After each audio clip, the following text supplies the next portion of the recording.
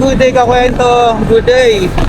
So, Happy New Year sa lahat. So, ito yung pinaka first regala natin. Ito yung pinaka first rides natin kakwento. So, syempre, ang destination natin, yan naman sa Bataan.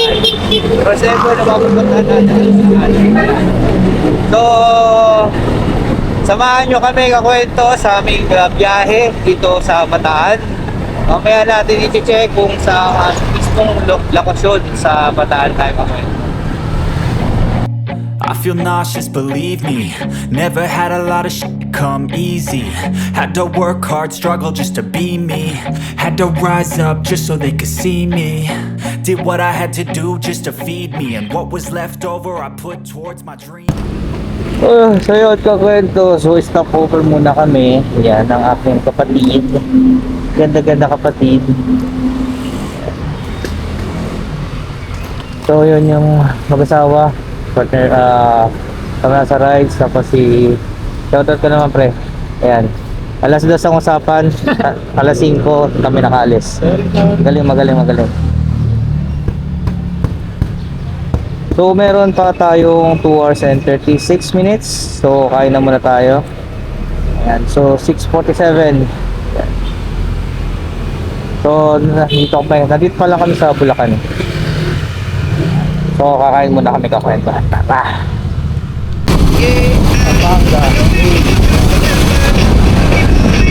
But the only thing in life that has meaning are the things you gotta work for, believe me.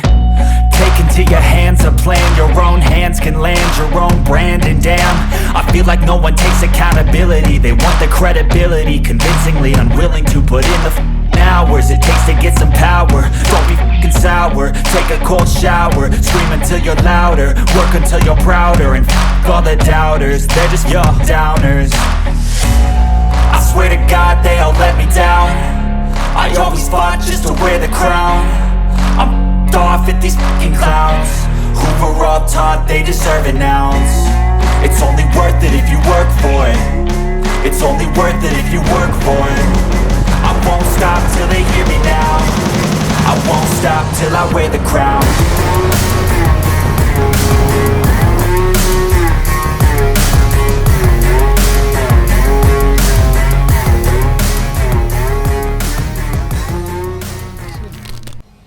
Yun, good day kakwento.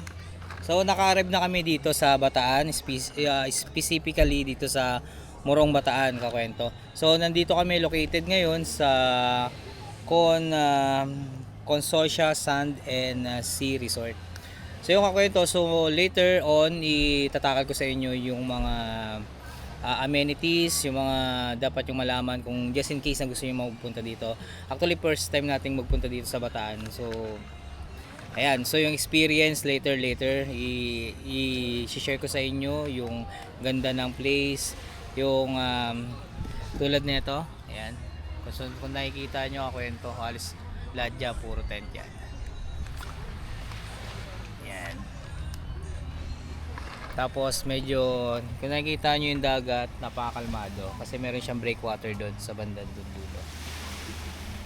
So yung kakwento, so later papaliwanag ko sa inyo yung mga dapat yung malaman. Pwede rin.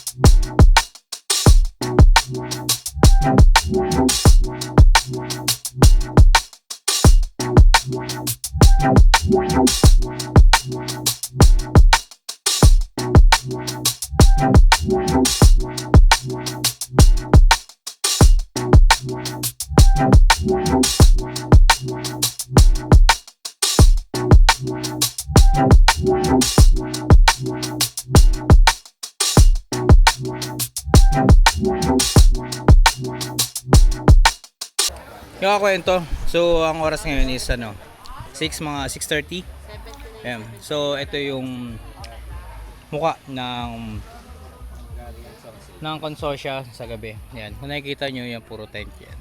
Tapos napakaliwanag. Tapos ito yung ha? All meat daw sabi niya. All meat pizza nyo. Oo. Tapos yan. Ito yung pinili namin location, malapit lang sa dagat. Pero syempre may oras yung pagliligo dyan. Hindi anytime pwede ka maligo. Syempre yung may mga bantay din yan. For the safety na rin ng mga guests na magpupunta dito. Ako ito.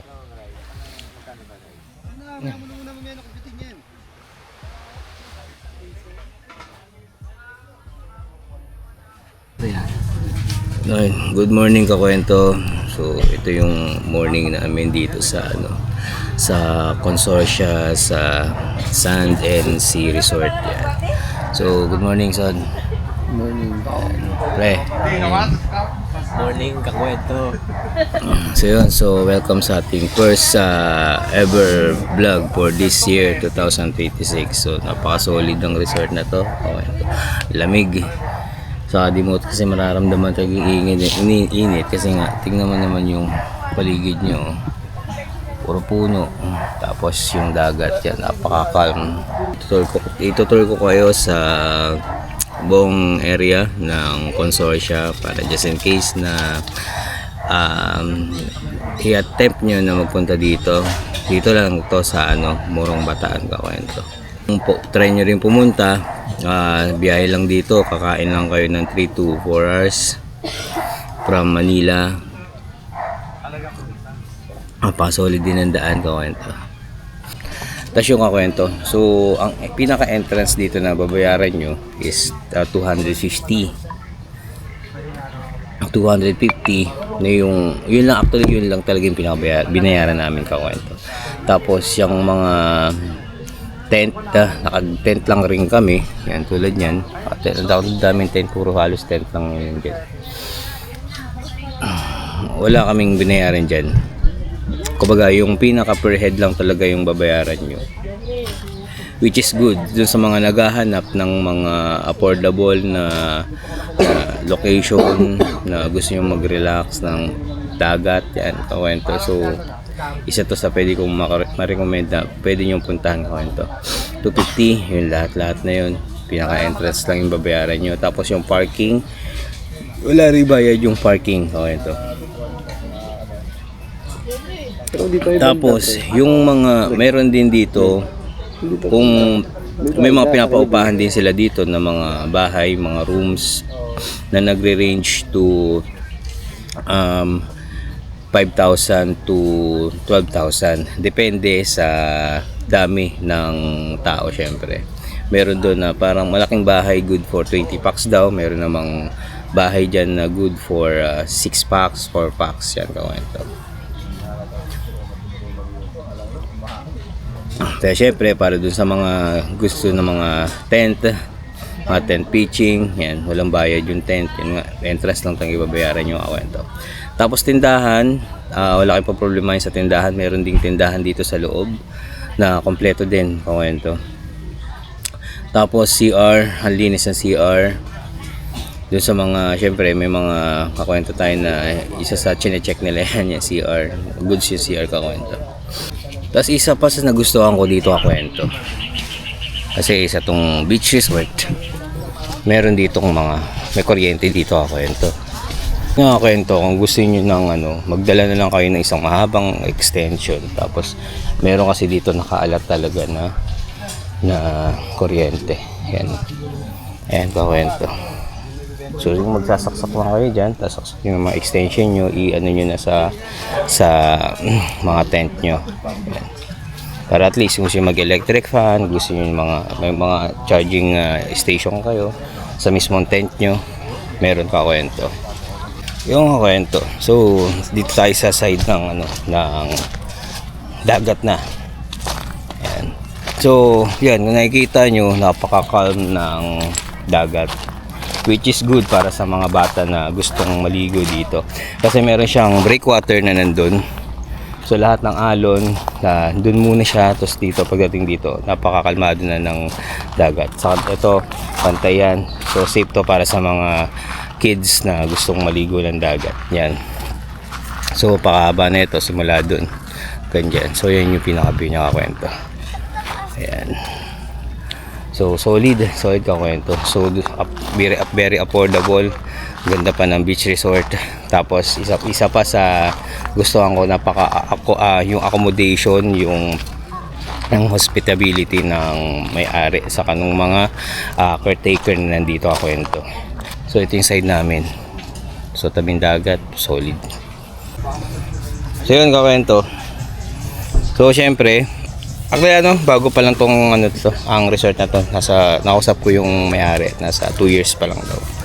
So be mindful na lang rin sa mga kalat natin. Syempre wala man tayo tagalinis. So once na pupunta kayo dito, saka syempre napaka-affordable na ng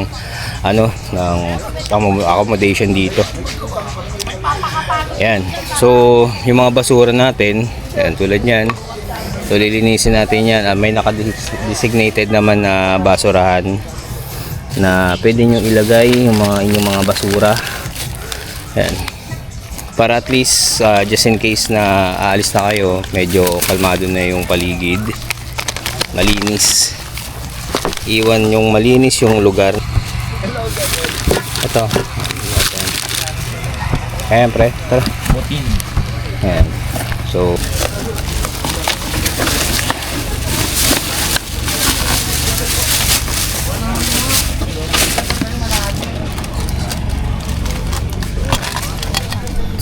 yun, kakwento. So nakapagtapon tayo ng basura. Ayan. So ito nga yung pinaka-parking. Ayan, parking. So just in case na mapuno nga to, syempre lalagyan din ng mga tento bawat so doon na doon sa mga puno doon. Yan. Tapos yun, ito meron pa rin palang CR dito. Meron ding CR dito kwento. Yan, meron ding CR doon sa likod. Tapos ito yung pinakatindahan, which is kompleto na lahat ng kailangan niyo diyan. Tapos mga utensils, mga kaldero, meron din dito. Punta lang kayo diyan, manghiram lang kayo. Usually, dun sa mga ibang resort na pinupuntahan natin, may bayad. Kumbaga may renta. Dito wala. Siyempre, pagkagamit nyo, ibalik nyo lang rin dun. Para at least may mga kagamit pa na iba na guests. Ayan, so dito kami nakag-park. Ayan, so safe to safe kasi bato. Ayan. So ito yung pinaka solid to. Ganda. Hey. Tapos yun, ito pa kawento. Yan, ito yung sinasabi ko na yan, na good for 20 packs. Kumbaga isang buong pamilya, pwede rin magbabarkada yan. Nagre-range daw yan ng 12 to 14. Depende sa season nga, syempre kawento. Yan. So ito, yan yung cottage, nakakalagay ng 700. Yan, yan. Yun nga, yung tent pitching na itatayo nyo is walang bayad. So pinaka-entrance lang talaga kwento yung babayaran nyo. Kwento, so ito yung pinaka-entrance. Yan, yung dinaanan namin simula doon hanggang dito. Tapos ito yung pinakabukana. Yan. Tapos nandito yung number. Yan. Yan kwento. So doon sa mga gusto magpabook, yan, Consortia Sand and Sea Resort, nandyan din yung number. Yan. So yun. So yun yung pinaka parang accommodation area nila yan sa may tindahan. Nandun yung may-ari saka yung ibang mga caretaker. Yan. So ito na yung buo. Yan. So pupunta na uli kami ng tent. Yan, parang pahinga kasi tapos kaming mag libot-libot. Hey. Ito yung kwento. So nandito kami sa pinaka-part na mababaw dito sa tapat ng resort. Ayan. So yun yung nasa likod namin, yung pinaka-shore. Ayan. So tingnan nyo naman, pakababaw dito. So sa puti malinaw. Yun, dito yung pinaka-shore, tapos doon yung pinaka breakwater. Yan. So paka-solid ang bundok doon. Ayun. Tapos yung buong resort, angas. Nandito kami sa Bataan, Morong Bataan, dito sa Consortia Sand and Sea Resort. Yan kakwento. So ulitin natin. So ang entrance dito is 250. Tapos kung tent pitching, wala kang babayaran sa tent pitching. Tapos meron naman silang mga rooms na pinaparenta dito na nag-range ng 6,000 to 14,000 depende sa dami ng packs nyo. Tapos may cottages din naman sila nagkakalaga ng 700, pero yung mga prices na yan depende rin sa season. Sabi nung caretaker na nakausap ko dito. Tapos kakwento, syempre nakaka-relax yung ambience. Yan, titignan nyo, grabe. Kung gusto kong mag-stay dito ng matagal, walang problema. Wala akong iniisip na kahit napaka-solemn, ng pakiramdam ko, grabe. Tapos inuupan na napakaganda ng panahon. Tapos yan grabe, solid ka kwento. Yan. So sa mga naghahanap ng very affordable na resort sa taong ito, try nyo na tong Consortia dito sa Morong Bataan ka kwento. Sa solid. Tapos yun nga, yung CR, dalawa yung CR dito magkabilang dulo ng resort. Malinis din. Tapos may tindahan din. Tapos kagabi na nagpa-order kami ng pizza actually. So hindi ko lang kung ano yung set, pero may malapit dito. So mag-search na lang kayo. Ayan. So yun. Isa pa sa nagustuhan ko dito yung pinaka-ambience sa kwento. Yan. Tapos daming puno, tapos makulimlim. Ayan, makulimlim. Tapos yan. So yung init ng panahon hindi namin ramdam dahil nga naiilaliman kami ng mga puno. Yan. So ramdam mo lang yung hangin, yung simoy ng hangin, dagat. Solid talaga kwento. So tamang relax sa mga nabuburyong na dyan na gustong mag-relax. Try nyo puntahan tong Consortia kwento. Yan. So yung kwento, so dito na mag-e-end yung journey namin dito sa sa Morong Bataan, dito sa Consortia Sand and Sea Resort. Yan. So yung kakwento, so lahat naman na-discuss ko sa inyo. So maraming salamat sa still na nandyan pa rin at nanonood sa ating kakwento. So yun, so keep tuning sa mga susunod pa nating travel, sa susunod nating mga vlog kakwento. So yun, like and share sa aking Facebook Kwento Moto, at pakishare na rin itong mga video na to para at least meron tayong mga kakwento na matulungan kung just in case na maghahanap pa sila ng mga resort na tulad nito kakwento. So napaka-solid, napakamura yun kakwento. So yun, maraming salamat kakwento. So hanggang dito na lang at may